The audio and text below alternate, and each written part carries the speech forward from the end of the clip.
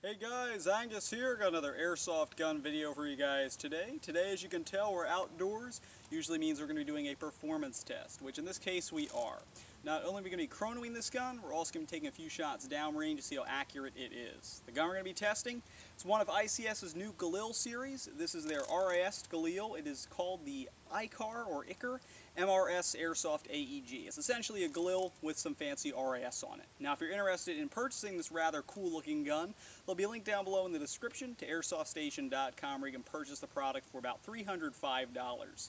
Now with that being said, let's go ahead and get into some of the details of this video. As usual, we're going to go ahead and start off with the chronograph first. For the chrono, we have our magazine loaded up with 0.2 gram BBs, a 9.6 volt 1400 milliamp stick type battery charged up underneath the top cover from when we test out the rate of fire, and of course our hop up set to 0. So with that being said, let's go ahead, see how hard the ICS Galil fires.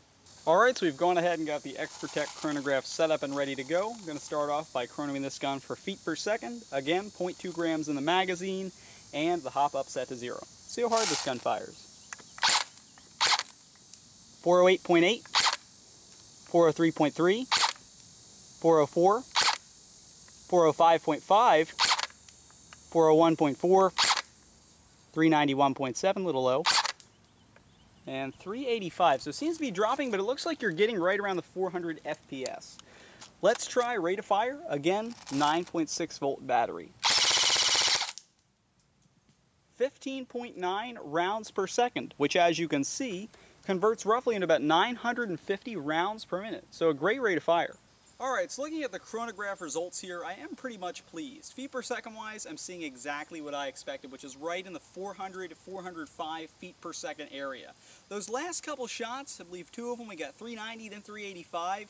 I think that's something to do with the gun's hop-up unit. Just from testing it out, I've noticed that occasionally you'll be firing fine, then sort of BBs will just drift out the barrel. So maybe that was what was happening there, but overall, get a good gun, you're probably going to be shooting right around the 395 to the 405 feet per second area. So this is definitely a good gun for those woodland games. Rate of fire, excellent rate of fire on the gun. 950 rounds per minute, 16 rounds per second. Excellent rate of fire on a 9.6. Go a little bit higher, you might even get over 1,000 rounds per minute. So definitely a nice rate of fire, solid feet per second, except for those couple sort of fluke shots there.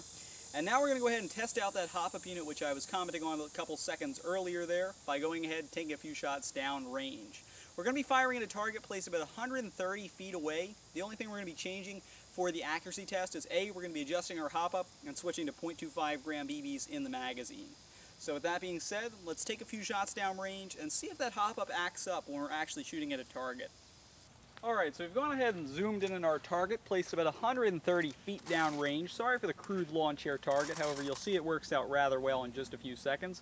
I'm a little bit more zoomed out than I usually would be, just in case some of these BBs tend to fly with that hop-up issue, so let's see how it acts up. Semi-auto up first, again, 0.25 grams and the hop-up adjusted.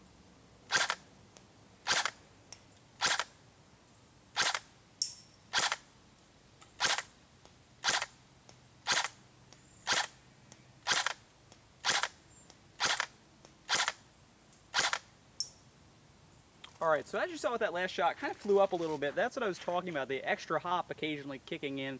But otherwise, the semi-auto looks very, very accurate from this distance. So let's try full auto, see just how accurate the Galil's burst is.